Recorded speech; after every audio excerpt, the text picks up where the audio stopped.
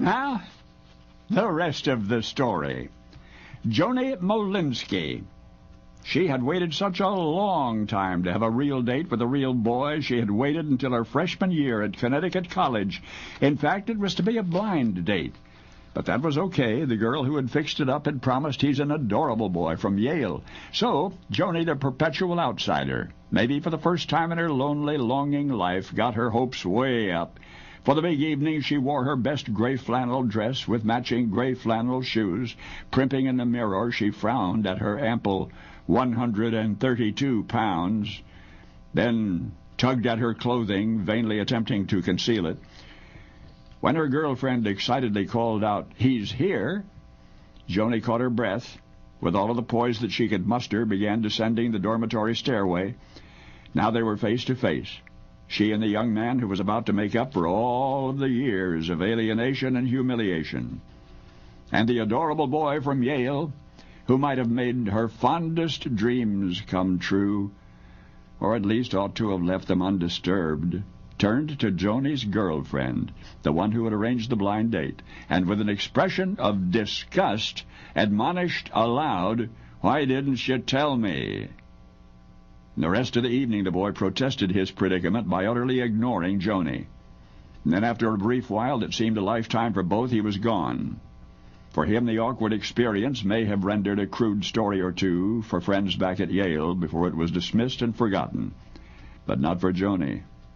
For her, the nightmare blind date lived on in eyes that yearned for the happiness they saw in others' lives, in a heart that ached for all that it was not allowed to share, in lips now certain they would never smile again. But this is the rest of the story.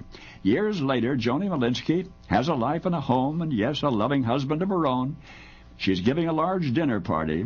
Among her invited guests is a female acquaintance whom she's not seen in years, never met the woman's husband, she thinks.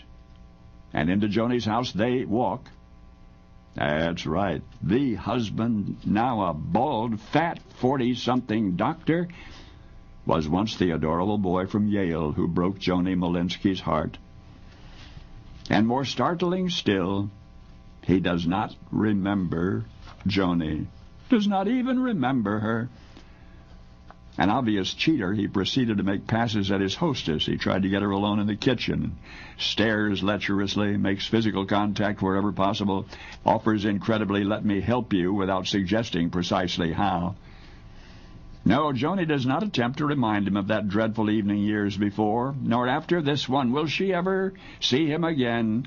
But he will see her. The emotions he conjured would inspire a screenplay entitled "The Girl Most Likely To." Yes, Joni Molinsky's screenplay about an ugly duckling girl who grows up to become a swan of sorts, and then murders every boy who ever slighted her. For years now, you have been delighted by the brash self-confidence of the star Joni Molinsky became. But today, you have met the impossible dreamer, the shy, scared, forgettable girl behind the quick smile and the lightning quip who one day would call herself Joan Rivers. Only now you know the rest of the story.